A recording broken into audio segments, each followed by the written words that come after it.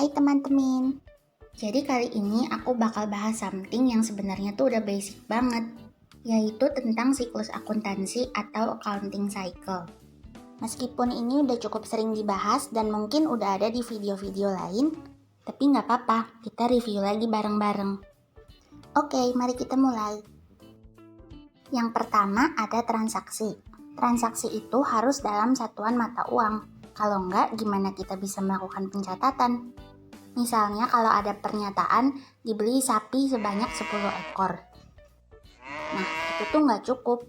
Kita harus tahu harga beli sapi per ekornya itu berapa sih, supaya kita bisa catat atau istilahnya kita menjurnal.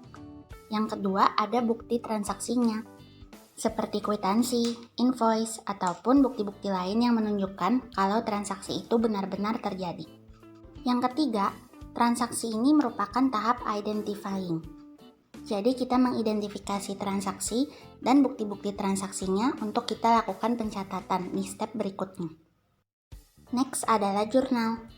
Nah, di tahap ini pemahaman kita akan saldo normal, permanent account, dan temporary account itu harus kuat banget. Saldo normal yaitu di sisi mana kita akan catat kalau saldo akunnya itu bertambah, apakah di sisi debit atau kredit. Permanent account atau disebut juga dengan real account adalah akun-akun yang akan terbawa ke periode berikutnya. Nah, ini mencakup kelompok akun, aset, liabilitas, dan ekuitas. Sedangkan temporary account atau disebut juga dengan nominal account adalah kebalikannya, yaitu akun-akun yang tidak akan terbawa ke periode berikutnya. Ini mencakup kelompok akun dividen, revenue, dan juga expense. Kalau untuk saldo normal, kelompok akun aset, dividen, dan expense saldo normalnya itu di debit. Sedangkan kelompok akun liabilitas, ekuitas, dan revenue saldo normalnya itu di kredit. Nah, selain itu ada juga yang namanya kontra account. Misalnya kontra aset account. Jadi akunnya itu termasuk kelompok aset, tapi saldo normalnya itu di kredit. Misalnya akun akumulasi depresiasi dan cadangan kerugian piutang. Terus juga ada kontra equity account, yaitu akun yang termasuk di kelompok ekuitas tapi saldo normalnya bukan di kredit, yaitu akun treasury shares. Poin kedua, jurnal merupakan tahap recording. Jadi setelah kita mengidentifikasi transaksi dan bukti-buktinya, kita akan melakukan pencatatan dalam suatu ayat jurnal. Poin ketiga, kalau dari sisi banyak sedikitnya jumlah perkiraan, ada yang namanya simple dan compound entries. Simple entries yaitu jurnalnya hanya terdiri dari 2 perkiraan, satu di debit dan satu di kredit. Misalnya transaksi pembelian perlengkapan secara tunai sebesar 10.000. Kita akan jurnal ke akun perlengkapan di debit dan akun kas di sisi kredit sebesar 10.000. Jadi dia cuma ada 2 akun, yaitu akun perlengkapan dan akun kas. Kalau compound entries yaitu jurnalnya memiliki lebih dari 2 perkiraan.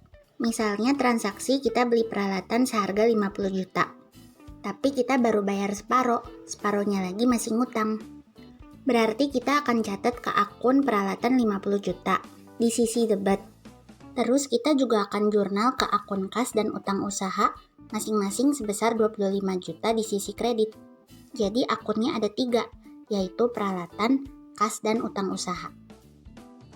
Step berikutnya adalah buku besar atau ledger. Jadi kita bakal posting atau istilahnya kita pindahin angka-angka dari jurnal dan saldo awal jika ada ke buku besar. Saldo awal itu dari mana sih? Dari neraca saldo awal periode, misalnya neraca saldo per 1 Maret 2021 atau neraca saldo setelah penutupan periode sebelumnya. Buku besar juga merupakan tahap classifying karena terdiri dari beberapa klasifikasi atau beberapa kelompok akun. Misalnya ada buku besar buat akun kas, buat akun peralatan, akun utang usaha, dan masih banyak lagi. Misalnya transaksi pembelian perlengkapan secara tunai.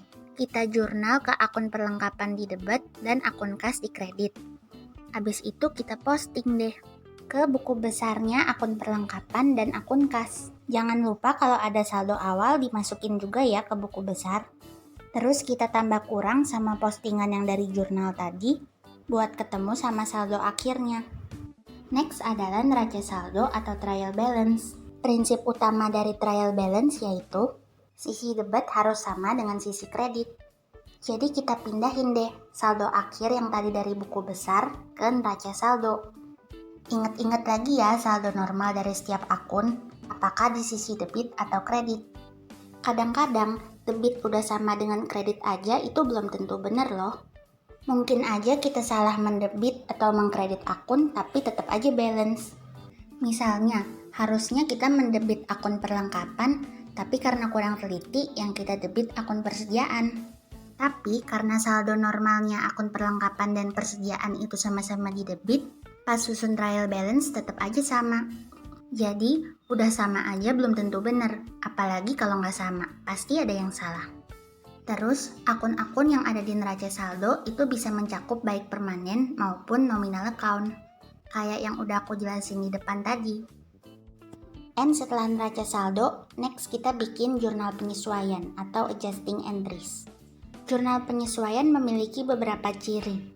Pertama, simple entries only, di mana setiap jurnal penyesuaian hanya terdiri dari 2 perkiraan, satunya permanent account, satunya lagi nominal account. Nanti ini bakal dijelasin lebih lanjut. Terus, jurnal penyesuaian juga dibuat pada akhir periode, misalnya pas akhir bulan. Nah, kadang kalau di latihan soal, jurnal penyesuaian itu juga bisa dibuat misalnya per kuartalan atau per tahun. And yang ketiga, jurnal penyesuaian itu juga merupakan bentuk penerapan dari accrual basis, yaitu basis akuntansi di mana pendapatan dan beban akan diakui pada saat terjadinya, meskipun belum benar-benar menerima uang ataupun mengeluarkan uang. Nah, jurnal penyesuaian itu terdiri dari 4 kelompok utama. Ada accrued expense, accrued revenue, deferred expense, dan deferred revenue. Kita mulai dari yang accrued expense. Accrued expense itu adalah beban yang masih harus dibayar. Misalnya terkait dengan gaji. Suatu perusahaan punya kebijakan untuk membayarkan gaji karyawan pada tanggal 1 setiap bulannya. Kalau kita ambil contoh, misalnya nanti tanggal 1 April 2021. Perusahaan bakal bayar gaji karyawan. Nah, di tanggal 31 Maret 2021-nya dibikin jurnal penyesuaian salaries expense pada salaries payable. Ada akun salaries expense karena karyawannya kan udah bekerja, berkontribusi bagi perusahaan untuk menghasilkan pendapatan. Tapi gajinya itu baru bakal dibayar tanggal 1 bulan depannya. Jadi akunnya itu masih payable. Kelompok kedua adalah accrued revenue atau pendapatan yang masih harus diterima. Misalnya kita ada menerima order dari customer senilai 1 juta rupiah. Nah, order itu nggak langsung selesai dalam 1 hari, butuh beberapa hari pengerjaan. Pas akhir periode kita mau bikin jurnal penyesuaian, order itu udah selesai kita kerjain. Berarti kita sudah boleh mengakui sebagai pendapatan, karena kita sudah menyelesaikan order tersebut. Tapi kita belum menerima pembayaran dari customer. Sehingga jurnal penyesuaiannya adalah account receivable di debit pada service revenue di kredit. Dengan kata lain, kita sudah mengakui sebagai pendapatan, tapi kita masih menunggu pembayaran dari customernya.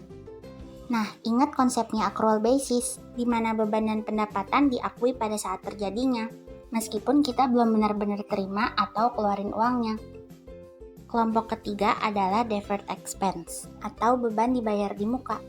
Contoh, untuk mempromosikan kegiatan usahanya, perusahaan bayar iklan sebesar 1 juta untuk 10 kali terbit. Nah, terbitnya itu sebulan 2 kali. Anggaplah bayarnya itu tanggal 1 Maret 2021. Iklannya terbit tiap tanggal 10 dan 20 setiap bulannya. Nah, simpelnya kalau beban dibayar di muka itu kayak bayar dulu baru pakai barangnya atau dapat jasanya. Balik lagi ke transaksi tanggal 1 Maret 2021, itu bisa dicatat dengan salah satu dari 2 pendekatan, yaitu pendekatan aset dan pendekatan beban. Kalau kita pakai pendekatan aset, untuk jurnal yang tanggal 1 Maret 2021, kita akan debit akun iklan dibayar di muka atau prepaid advertising, and kita kredit akun kas. Nah, di akhir periode pas kita bikin jurnal penyesuaian, untuk pendekatan harta jurnalnya, kita debit akun beban iklan atau advertising expense, dan kita kredit akun yang iklan dibayar di muka tadi. Nah, di 31 Maret, berarti iklannya kan udah terbit 2 kali, yaitu tanggal 10 dan 20 Maret. Masih sisa 8 kali lagi yang belum terbit. Nah, karena di jurnal penyesuaiannya kita mendebit akun expense, untuk angkanya sebesar 1 juta dibagi 10 kali 2, yaitu 200.000. Jadi kita hitung proporsi iklan yang udah terbit atau udah terjadinya. Dan sekarang gimana kalau kita pakai pendekatan beban? Untuk jurnal yang tanggal 1 Maret 2021-nya, kita bakal debit ke akun beban iklan, dan kita kredit ke akun kas. Terus untuk jurnal penyesuaian tanggal 31 Maretnya, kita debit ke akun iklan dibayar di muka, pada akun beban iklan di kredit. Jadi kebalikannya dari jurnal penyesuaian yang pendekatan aset. Tapi sekarang yang kita akuin adalah proporsi iklan yang belum terbit atau belum terjadi, yaitu yang 8 kali, sebesar 800.000. Nah, selain iklan, biasanya contoh kasus terkait deferred expense itu juga bisa berupa asuransi sama sewa, yang kita bayar duluan di muka untuk periode tertentu. Intinya, kalau pencatatannya pakai pendekatan aset, maka di jurnal penyesuaiannya akan didebet ke akun expense untuk yang udah terjadi, atau yang udah terbit, atau yang udah berjalan, apapun istilahnya. Sedangkan kalau kita pakai pendekatan beban, maka jurnal penyesuaiannya akan kita debet ke akun aset untuk yang belum terjadi atau yang belum terbit. Next, kita ke kelompok keempat, yaitu deferred revenue atau pendapatan yang diterima di muka. Biar lebih gampang, kita pakai contoh yang deferred expense tadi. Bedanya, kalau tadi dari sisi yang bayar, sekarang kita dari sisi yang nerima duit, kayak semacam agensi iklannya. Kali ini juga ada 2 pendekatan, yaitu pendekatan hutang dan pendekatan pendapatan.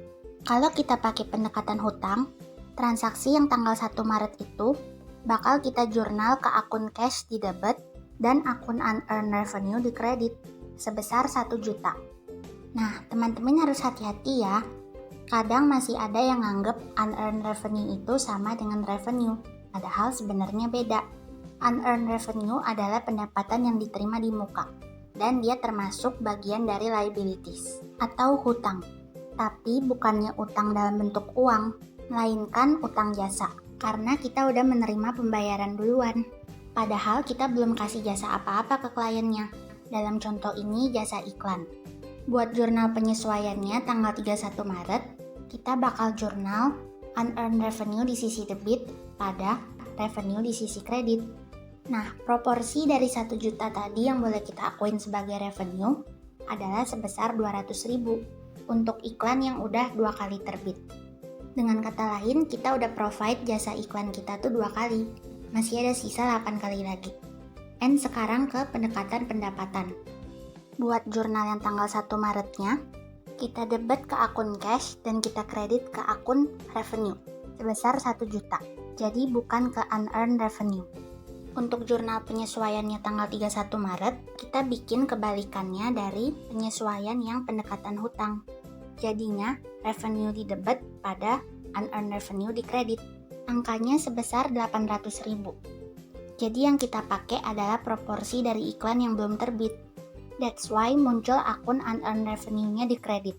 Karena kita masih punya utang jasa untuk provide iklannya 8 kali lagi. Sebenarnya masih ada sih jurnal penyesuaian di luar 4 kelompok ini, yang debitnya akun expense dan yang kreditnya akun kontra aset. Misalnya jurnal penyusutan dan jurnal pembentukan cadangan kerugian piutang. Setelah bikin jurnal penyesuaian, jangan lupa diposting lagi ke ledger. Kita update lagi saldo akun-akun yang udah di-adjust. Kalau kita kerjain latihan soal secara manual, kita harus bikin lagi kolom-kolom buku besar buat akun yang baru muncul dari jurnal penyesuaian. Misalnya akun advertising expense yang baru muncul di penyesuaian karena kita pakai pendekatan aset. Begitu juga sebaliknya.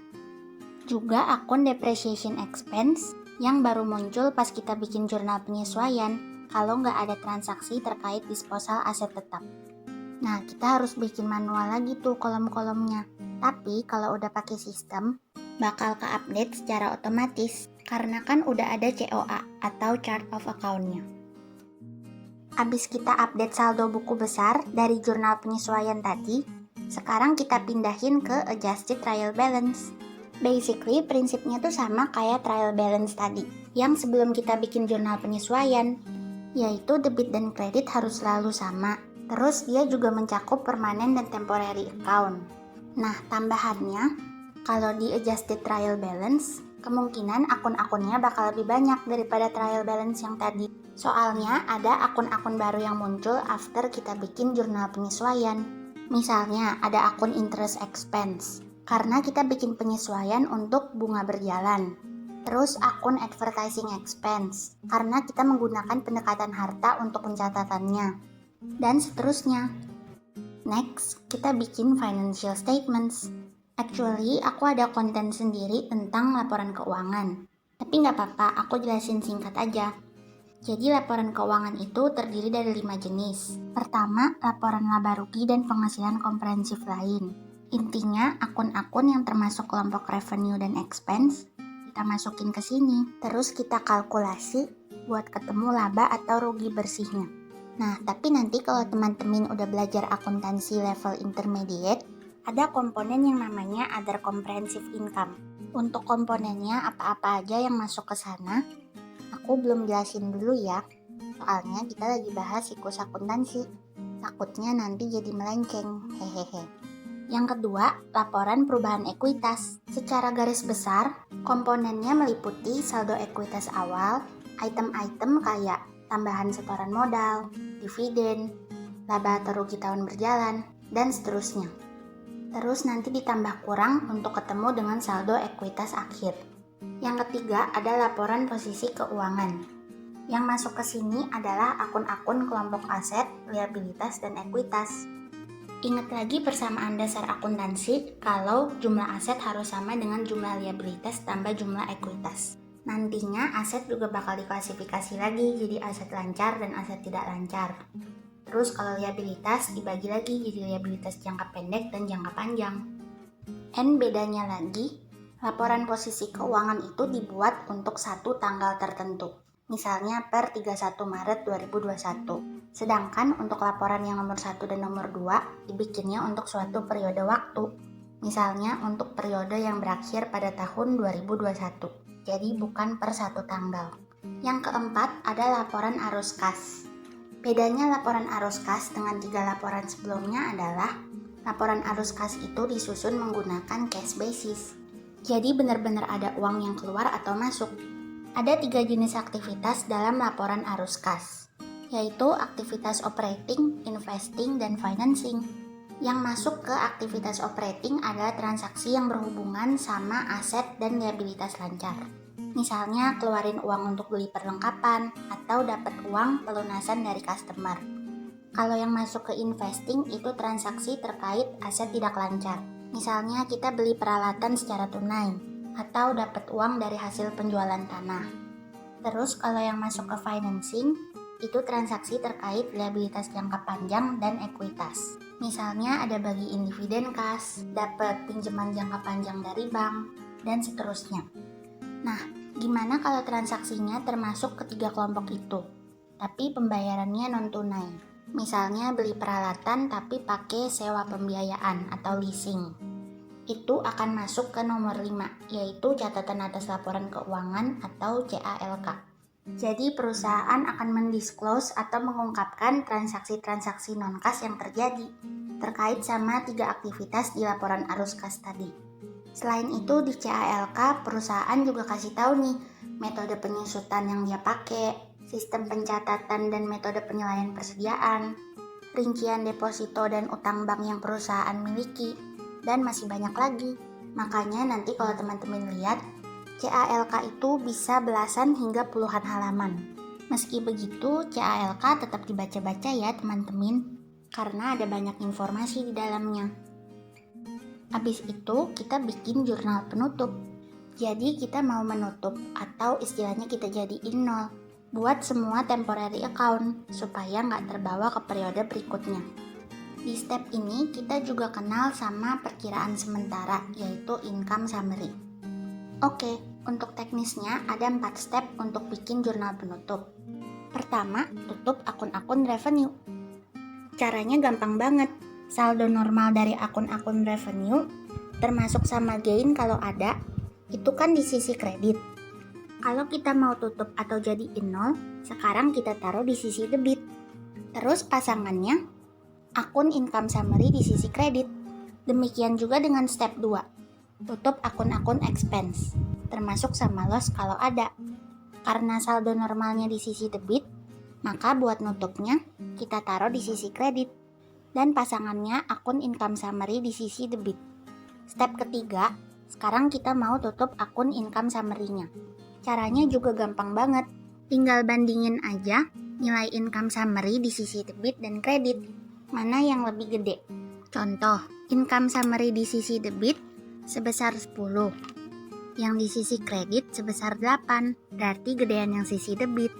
Buat tutup income summary-nya, kita bakal bikin jurnal retain earnings di debit pada income summary di kredit sebesar 2. Kebalikannya, income summary di debit nilainya 8, yang di kredit nilainya 10. Jurnalnya bakal jadi income summary di debit pada retain earnings di kredit sebesar 2. Nah, kenapa sih kita tuh mendebit atau mengkredit akun retain earnings? Karena kita kan udah tutup semua temporary account. Tapi kan akun-akun itu masih ada saldonya. Saldonya itulah yang kita pindahin ke permanent account, yaitu retain earnings. Di sini kita bisa lihat akun income summary itu sifatnya cuma sebagai penampung. Step keempat, tutup akun dividen. Nah, kalau yang keempat ini tuh opsional. Tergantung perusahaan ada ngumumin pembagian dividen atau enggak. Konsepnya sama, saldo normal dividen kan di sisi debit. Kalau kita mau tutup, kita taruh akun dividen di sisi kredit. Tapi pasangannya bukan income summary lagi, melainkan langsung kita debit ke akun retain earnings. Anggapannya dividen itu kayak semacam pengembalian modal kepada pemegang saham. Selesai bikin jurnal penutup, jangan lupa diposting lagi ya ke buku besar. Jadinya saldo akun-akun yang ada di buku besar udah kita update dari jurnal umum, jurnal penyesuaian, dan jurnal penutup. And don't forget, karena temporary account udah pada ditutup, make sure lagi kalau saldo akhirnya itu udah 0. Sampai juga nih ke step terakhir, yaitu susun post closing trial balance. Perbedaan mendasar dari post closing trial balance dengan 2 trial balance sebelumnya yang kita udah bahas adalah post closing trial balance hanya berisi permanent account aja.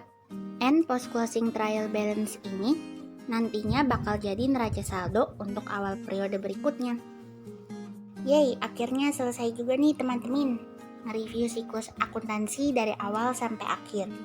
Semoga bermanfaat ya buat teman-teman semua, and buat aku sekalian nge-review materi.